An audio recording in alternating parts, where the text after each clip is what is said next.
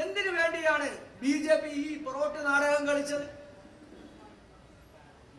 കേരളത്തിൽ മതപരമായ ഭിന്നിപ്പുണ്ടാക്കാൻ, കേരളത്തിൽ വളരെ സ്നേഹത്തോടെയും സൗഹൃദത്തോടെയും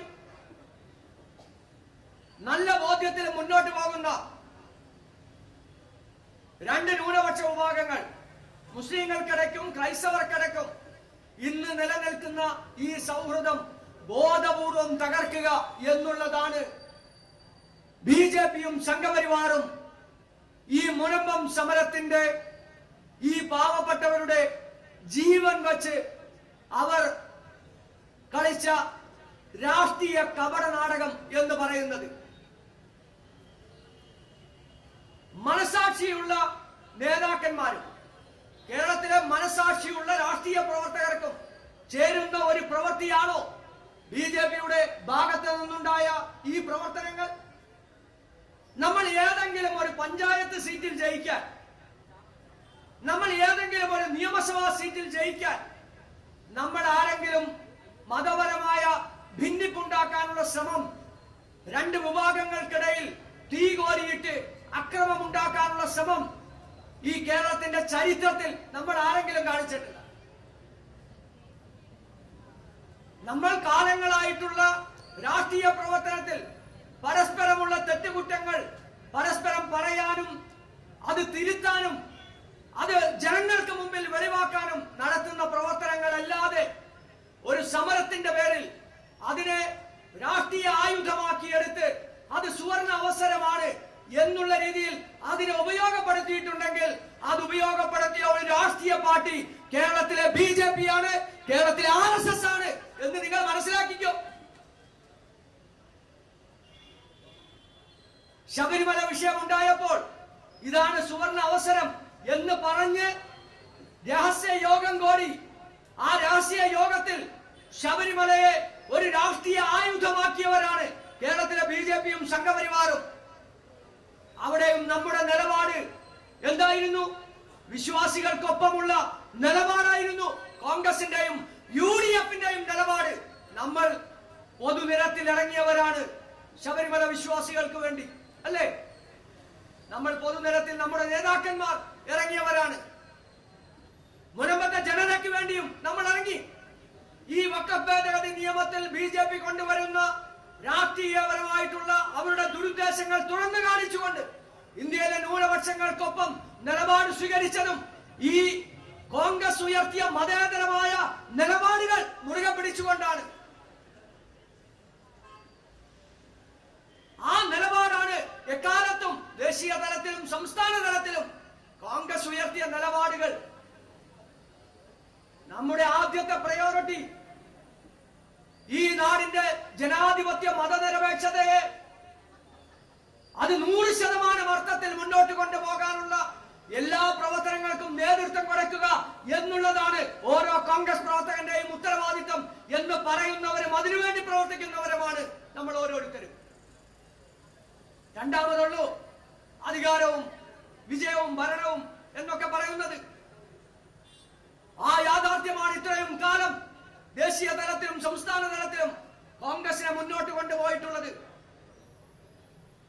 അതിന്റെ പേരിൽ കോൺഗ്രസിനുണ്ടാകുന്ന പരാജയങ്ങളെ രാഷ്ട്രീയ എതിരാളികളും രാജ്യത്തിന്റെ ജനാധിപത്യ മതനിരപേക്ഷത ഉയർത്തിപ്പിടിക്കുന്നു എന്ന് പറയുന്ന കപട രാഷ്ട്രീയ പ്രസ്ഥാനങ്ങളും നമ്മളെ കളിയാക്കുകയും പരിഹസിക്കുകയും ഇല്ലായ്മ ചെയ്യാനുള്ള ശ്രമം നടത്തുമ്പോഴും ഇന്ന് കന്യാകുമാരി മുതൽ കാശ്മീർ വരെ ഈ രാജ്യത്തിന്റെ ജനാധിപത്യ മതനിരപേക്ഷതയെ മുന്നോട്ട് കൊണ്ടുപോകുന്നത് രാഹുൽ ഗാന്ധിയും മല്ലികാർജുൻ ഖാർഗെയും ഇന്ത്യൻ നാഷണൽ കോൺഗ്രസുമാണ് എന്ന് തെളിയിച്ചവരാണ് കഴിഞ്ഞ പാർലമെന്റ് തെരഞ്ഞെടുപ്പിൽ നമ്മൾ ഓരോരുത്തരും. ഇന്ന് RSSനെയും BJPയെയും പോലെ കേരളത്തിലെ CPM പ്രവർത്തിക്കുകയാണ്, അല്ലേ?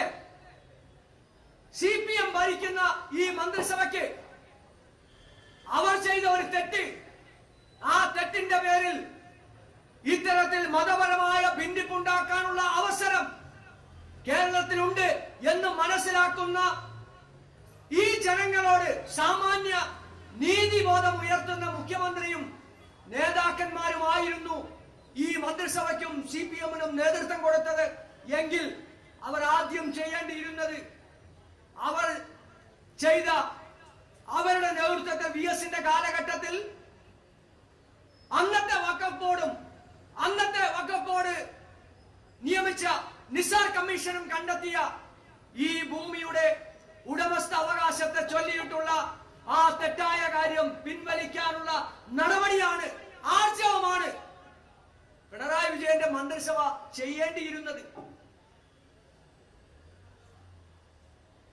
അവരതാണ് ചെയ്യേണ്ടിയിരുന്നത്. പ്രതിപക്ഷ നേതാവ് എവിടെ കണ്ടാലും ഏത് മാധ്യമങ്ങളോടും കേരളത്തിലെ പൊതുസമൂഹത്തോടും അദ്ദേഹം പറഞ്ഞത് എന്താ? 10 മിനിറ്റ് കൊണ്ട് തീർക്കാവുന്ന വിഷയമേ ഉള്ളൂ ഇത്. കാരണം എന്താ? 10 മിനിറ്റ് കൊണ്ട് തീർക്കുന്നത് ആ സമയത്തിന്റെ ദൈർഘ്യമല്ല, അത്ര ലാഘവത്തോടു കൂടി തീർക്കാവുന്ന ഒരു നിസ്സാരമായ കാര്യത്തെ ഇന്ന് കേരളത്തിൽ വെറുപ്പും വിദ്വേഷവും ഉയർത്തുന്ന ഒരു ആയുധമാക്കി മാറ്റാൻ ഇതിനെ ഉപയോഗപ്പെടുത്തിയത് ജനാധിപത്യ കേരളത്തിന് ഗുണകരമല്ല എന്നുള്ളത് കൊണ്ട് തന്നെയാണ്. ഈ സർക്കാരിന് അത് ചെയ്യാമായിരുന്നു. പക്ഷേ മുനമ്പത്ത് വന്ന് പ്രസംഗിച്ച ഒരു BJP-കാരനും ഒരു RSS-കാരനും ഈ സർക്കാരിനെയും ഈ ഭൂമി വഖഫാണ് എന്ന് കണ്ടെത്തിയ VS അച്യുതാനന്ദന്റെ സർക്കാരിനെയും അന്നത്തെ വഖഫ് ബോർഡിനെയും നിസാർ കമ്മീഷനെയും എവിടെയെങ്കിലും കുറ്റപ്പെടുത്തിയതായി നമുക്ക് ആർക്കെങ്കിലും കേൾക്കാനോ കാണാനോ കഴിഞ്ഞിട്ടുണ്ട്? നമുക്ക് ആർക്കെങ്കിലും? ഒരാള് പോലും അവരെയല്ല കുറ്റപ്പെടുത്തിയത്. ഇന്നലെ പോലും കോൺഗ്രസ് ഇന്ന് വച്ച ഈ ഐക്യദാർഢ്യ സദസ്സിന്റെ പോസ്റ്ററും ഇതിന്റെ വാർത്തകളും ഇന്നലെയും സോഷ്യൽ മീഡിയകളിൽ ഉൾപ്പെടെ BJP-യോടും RSS-നോടും ആ സംഘപരിവാരത്തിന്റെ കൂടെ നിൽക്കുന്ന ഈ ആളുകളോടും നിൽക്കുന്ന ആളുകൾ കോൺഗ്രസ് ഉയർത്തിയ ഈ പ്രതിഷേധ സംഗമത്തെ പോലും പുച്ഛിക്കാനുള്ള ശ്രമമാണ് ഇന്നലെയും ഇന്നുമായി നടത്തിയത്. ബഹുമാന്യനായ പ്രതിപക്ഷ നേതാവ്, ഈ ഐക്യദാർഢ്യ സദസ്സിന്റെ ഉദ്ഘാടകൻ, ഈ സമരത്തിന്റെ മുന്നണി പോരാളിയായിട്ടുള്ള പ്രിയങ്കരനായ ശ്രീ VD സതീശൻ ഈ യോഗത്തിലേക്ക് കടന്നു വരികയാണ്. അദ്ദേഹത്തെ ജില്ലാ കോൺഗ്രസ് കമ്മിറ്റിക്ക് വേണ്ടി, ഈ യോഗത്തിന് വേണ്ടി ബഹുമാന പുരസ്സരം സ്വാഗതം ചെയ്യുന്നു.